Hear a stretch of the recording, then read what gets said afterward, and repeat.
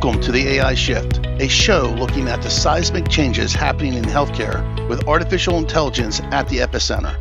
I'm your host, Tom Foley. Join me and my guests as we look at key cultural and policy shifts impacting how providers, payers, and patients connect, as well as how care is being reimagined both for today and for the future. And now, the AI Shift. Welcome. We're live at HIMSS. This is Tom Foley. I'm the host of the AI Shift. We have a very special guest today, Adam Turinas. He is the founder and CEO of Health Launchpad, a marketing consultancy helping healthcare technology companies accelerate growth. He's also a fellow podcaster on Healthcare Now Radio. I believe his program's name is Health Tech Marketing Show. Adam, welcome to the program. Thank you so much for having me on the show. It's such a great experience to actually be on the other side of the mic. I hear you. So, while you have a B2B background, you also have a very extensive consumer background. So I'm going to add the C to the conversation. Oh, yes. Yeah. Because I think it's very important as to how we engage, how everyone engages AI. I spent the first 2 decades or so of my career in the advertising agency space, mostly in digital or B2C, working with companies like Bank of America and other companies like that, Maxwell House. And I shifted into healthcare sort of by a random accident in around 2012. And I, myself and a physician friend, started a health tech company. And it was not only was it the first time running a software company, but I didn't know the first thing about healthcare. So that first year was a very interesting learning curve. But, after 7 years of doing pretty well with the company and selling this software into about 25 healthcare systems, we sold the company.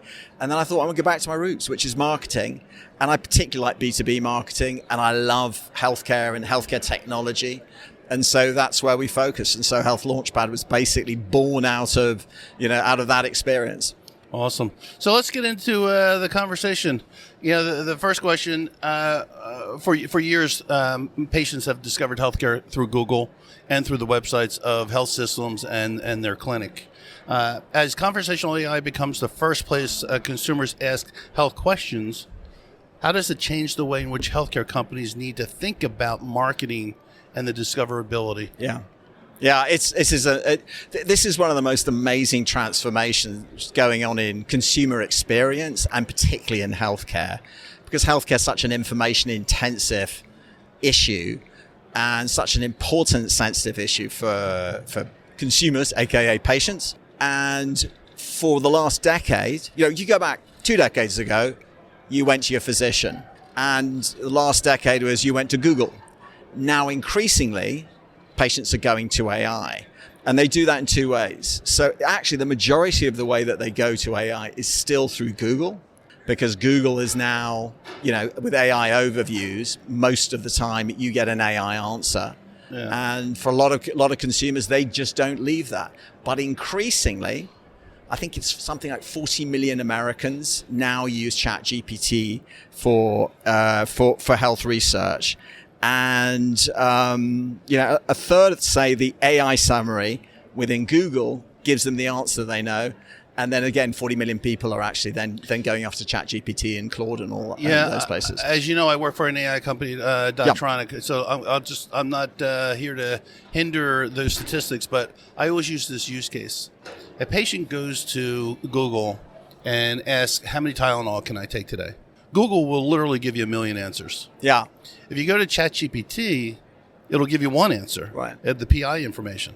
But what it's missing, and I'm not promoting the company I work for, but Doctronic, what it's missing is context. It doesn't know that you're on other medications, and taking a Tylenol is going to kill you. Yeah. Right? So that's the importance of why using the right AI tool is very important relative to healthcare. It just becomes, ChatGPT becomes another Google, just a little bit more solidified, but you shouldn't trust the answer, because it's not, neither one of those two are putting anything in context. Right. And that's why healthcare, putting it in context is so important, because it's about someone's life, if you will, right? So I just say that in the context of calling out the idea that consumers need to be concerned and made aware of what's out there. So consumers, they, as you said, increasingly use AI tools about symptoms before seeing a doctor. In your research and your work in general with health IT companies or health tech companies, how comfortable do you think patients are with the AI providing that health guidance, and what builds or breaks the trust factor? Let's break this down a bit. Almost half of the patients are using AI for things like diagnosing symptoms. I think it's like in the 40% range, somewhere around that. And a third are doing it for researching things like mental health. And that's where they're taking a conscious decision to use AI. So they're going to generative AI to do this. But there's still, a large number of, I have no idea what the data is, but there's still a lot of times where consumers are using AI without understanding without even knowing that they're using AI. True. I mean, in a consumer experience, we all use Amazon. And so Amazon uses AI to present you with personalized recommendations. And so I think back to your question about what will it take for patients to use it, they already are. And they don't necessarily realize it. And when they do realize it, they generally seem to be pretty acceptant of it. So the issue for any AI company, and they know this, is that if they break the trust, if the patient senses that there's surveillance going on here, that they're using the information, that the recommendation is a little too personalized, maybe the AI is getting a little too cute with it, they're going to back right. Most consumers are going to back right off it. So I suspect that most of the AI engines are actually being much more restrictive in terms of what they're presenting. So back to your point about context. So context, when you bring more context into a generative AI engine, you get much, much better output. But the patient needs to be able to control that. Yeah.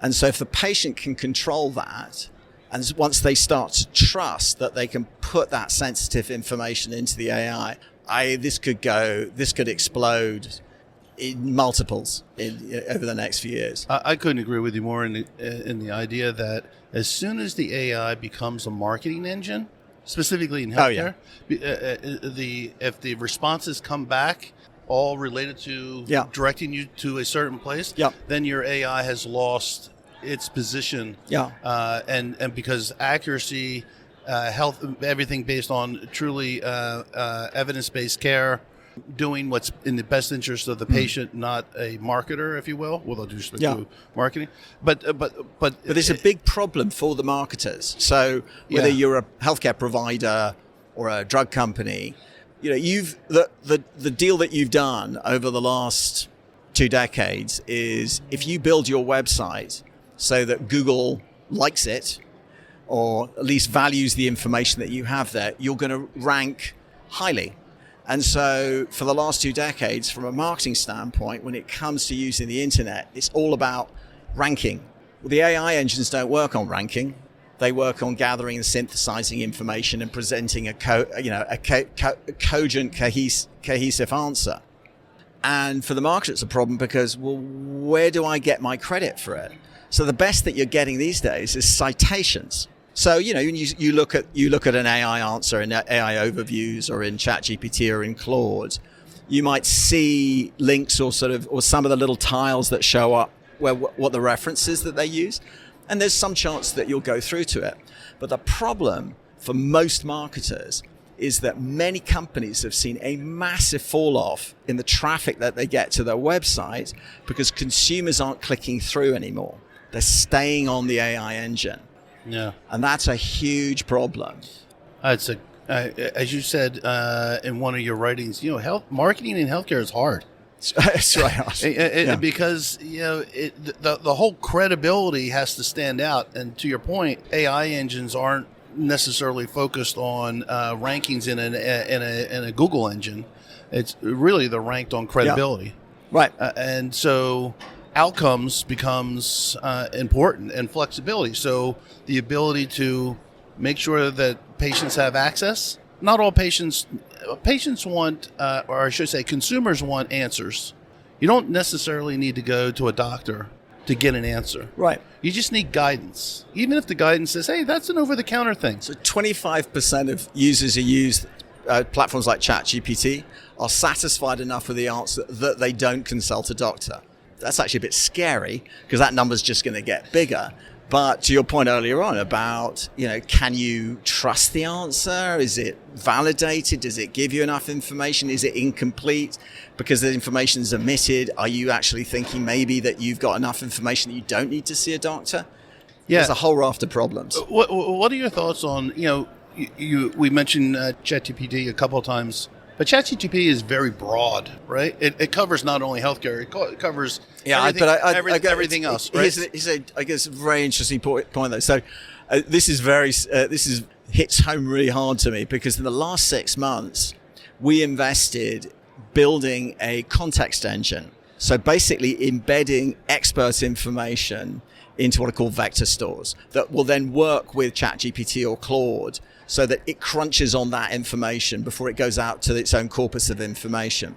And what we found by doing that was that the content that we were creating by using this would be at least 50% better than the information that ChatGPT and Claude created. Here's the thing. I would have a conversation with ChatGPT because, you can have a good conversation, sort of strategic conversation if you kind of treat it like a consultant. Mm-hmm. And I said, my biggest fear is that you are going to have enough information as you continue to train your models so that eventually this is going to be irrelevant. It convinced me that I didn't need to worry about that because that, as you said, it's average information and averages out. The new models that came out in February, particularly the new Claude models, close the gap.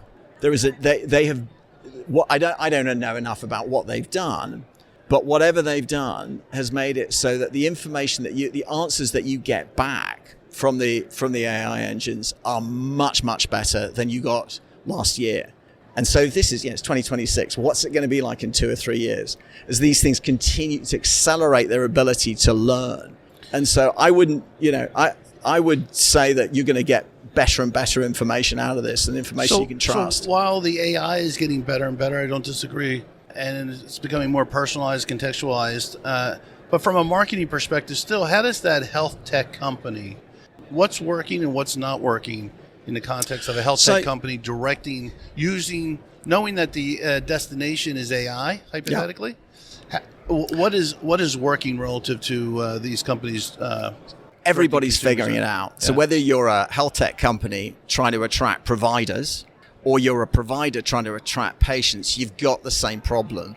And the same problem is this move towards what's been coined as the zero-click world, where patients, people are not going to, whether you're a CMIO at a health tech system evaluating a new patient experience platform, or you're a patient evaluating which hospital should I go to for whatever procedure I'm about to take. You can have the same thing, which is I'm not necessarily going to click through the way that I would do on Google. And so what that means is you've got to, as a marketer, think about how can I get my brand represented in the answer that comes out of the generative AI engine in a way that it's front and center. And there are things that you can do. There are a whole bunch of things that are sort of like the next generation of search engine optimization. That you need to do from a content standpoint and from a technical standpoint so that you show up.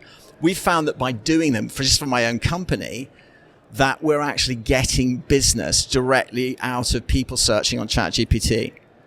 But it means doing some things that we didn't do before, having FAQs, having a ton of content which is designed to say how to solve such and such an issue. From a technical perspective, you've got to make sure that your site is what Google calls trustworthy, which is actually more of a technical thing than an abstract thing. It means that sort of it's high performing. It means that it's mobile friendly. The sort of things that you did from an SEO standpoint become multiple times more important in how you show up. So are you suggesting that consumers would be clicking through via the AI chat?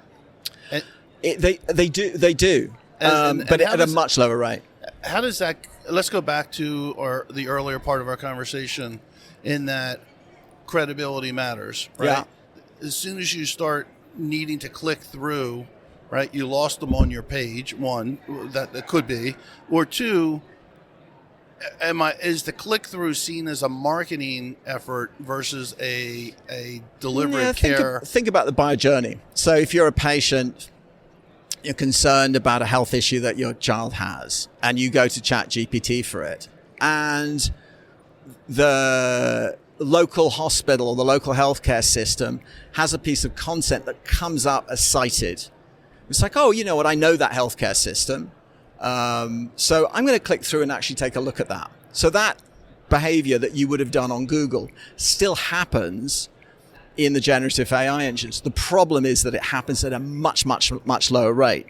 The good side, the good news is that what we're finding is although the volume is much lower, the quality of the lead is much better. You get a much more engaged prospect that's come through the generative AI engines than come through the websites. Because clicking through from a website is sort of like, well, I didn't get the answer I needed in Google or on Bing, so I got to click through to find out. If I've got the answer I was looking for in the generative AI engine, my click through is going to be with much more intention. And so when I get to that website, I'm looking for how do I actually get in touch with them because I'm actually interested here.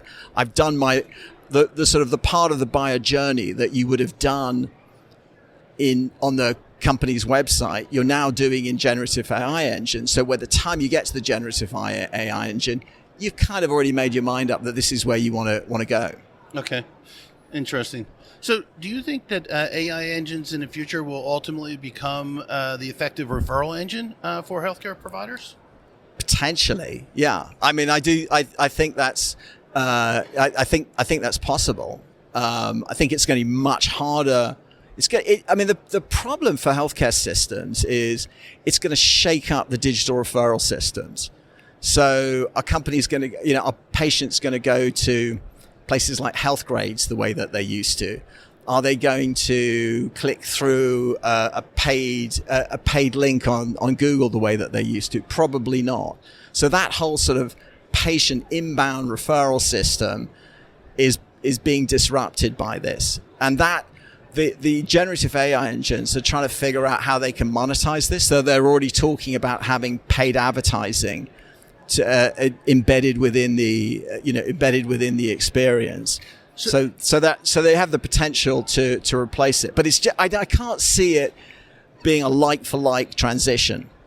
Do you think that we talked earlier in the introduction about consumers going to the Google and the website of a health system and or a clinic, right? Yeah, that's the current norm. Do you think that we actually will revert back to that in the context of that health system or clinic having a link that basically is kind of the intake, if you will, for that is AI based for if you want to see it, that doctor? That happening within the AI engine?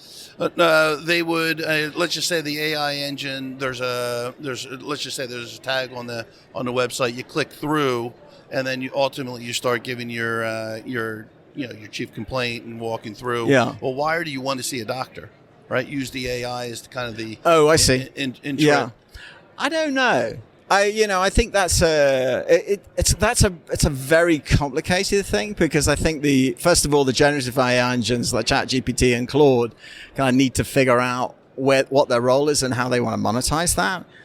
Then you've got to get the providers to figure out, do they want that information rather than the form be on their website actually be distributed up to the generative AI engine? I think they may have to go there, but it's going to take them a while to get there. I suspect that consumers are going to want that faster than the providers are going to be willing to provide it, because it's a lot to give up. But you can already see it in the way that, say, for example, Claude has a much more different consumer experience than it did a year ago. Before it was all text-based. Mm-hmm. Now you're getting forms and checkboxes. So you can see how, if you said, I want to book an appointment with my local healthcare system, this is, here's the issues that I'm dealing with. where a natural next step would be for your local healthcare systems form to appear, or at least, have the ability to connect what's coming out of Claude into their intake. So I imagine that could, that's the way it could go to. So let's flip the script a little bit. I'm thinking about the end-to-end consumer experience. They started out through an AI engine. They ultimately might have been led to seeing a doctor as a result of what was fed into the AI engine. Now there's follow-up. All right, there's lab work that needs to be done, maybe imaging work, and maybe there's remote monitoring that takes place. Would a consumer accept AI coming to them? Mm-hmm. And the idea that there's a lot of new technology out there where a voice avatar, what sounds like a human, can carry on a very clear conversation with the patient in context, because it's feeding off of the data of their health record. Yeah, the technology is there to do it. I think that companies are experimenting around the edges with how to implement it. So on the B2B side of things, there's been a lot of experimentation with virtual sales agents who will call or email and call. And they're surprisingly effective enough that some of the people that they're talking to say, "Are you AI?" And they'll say that actually after talking to them for about 10 minutes, and then they don't hang up. Yeah. And so they stay on the line. Part of the issue is, there's a couple of issues. One is there's a latency in the conversation where it's really subtle. It might be like a fraction of a second, but enough that you as a human can spot that, wait a second, that didn't sound right. Okay, so that's a technical issue that will get overcome. But the other issue is that a lot of companies are a bit squeamish about doing this, particularly because every company knows is that if you break trust with the person that you're trying to engage with, whether it's a healthcare system engaging with a patient or whether it's a tech company engaging with the CIO of a healthcare system, if they don't like that experience, that can destroy your reputation. Yeah. So there's huge amount of risk for doing that. I don't think this is a technical issue. I think it is an issue of, who's going to be the one that gets consumers and buyers to change their behavior so that they accept it. Seems kind of crazy, but you know what? If I'd said to you 20 years ago, would you stay in a house with a stranger? So he said, no, of course I wouldn't. What about Airbnb? Would you get into a stranger's car that doesn't have a taxi light on it? Of course not. What about Uber? And so it just is going to take for that change in consumer behavior for that to get unleashed. And honestly, I think that could be a very positive thing. So I agree with you. Every AI, as I always say, has to have an exit. As soon as the consumer says, I want to talk to somebody, they got to. Absolutely. They can't force it upon them, right? They got to exit. So the same thing true when AI comes to me as the consumer. If I say, hey, can I speak to a doctor or can I speak to the front desk? Yeah. I have to have an exit so that I can actually speak to that human. So to make sure, because you're right, if you totally get it wrong, you're going to lose a lot of that credibility in the trust. And actually what I'm seeing happening is that companies who've experimented with the virtual sales agent are not using it for prospecting. They've experimented with it, but they're using it for inbound. And I can see that happening in the consumer space. So we have 2 minutes left. And so take me on a journey 3 to 5 years from now? And okay. Where are we going? So here's I don't know if I've got my head totally around this thing, but there are a lot of people that are saying in 5 years the website is dead. Interesting. Because why would anybody go to a website? I'm not sure that's entirely true, but the point of it is that if you play out that vision of where things could go in terms of the consumer experience, and if they're staying in the generative AI engine and they're not going to your website, you as a marketer need to design your web infrastructure so that it goes out to the generative AI engines and answers the questions and gets your brand in front of people so they don't have to come to your website. That is, that's kind of mind-bending It completely changes the model that we've all been living with for the last 3 decades. So where do you think then the Googles of the world? I mean, Google made a living off of search engine Google's doing very well because they've got the brand trust, and you can see it in the way that they're shifting the consumer experience. AI overviews is very effective, and so I think that what will happen is that Google will become much more of a generative AI experience, and they're the ones that are kind of the forefront of figuring out how to monetize that. Interesting. Adam, I appreciate you participating in the program. Adam Turinas, he's the founder and CEO of Health Launchpad, and also the podcast host of the Health Tech Marketing Show. Thank you very much. Thank you. If anybody wants to find me, look for me on LinkedIn. There's only one Adam Turinas. There's only one? There's only one, yeah. My parents blessed me with a unique name. God bless you, man. Awesome. Very good. Thank you very much. Appreciate it. Thanks for listening. If you missed any part of today's episode, you can tune in at the same time, 11 a.m. or 7 p.m. Eastern throughout the week. Be sure to check out the program page on healthcarenowradio.com, and remember to connect or follow me on LinkedIn, X, formerly Twitter, @FoleyTom, and follow the show's hashtag, The AI Shift. I'm Tom Foley. Until the next shift.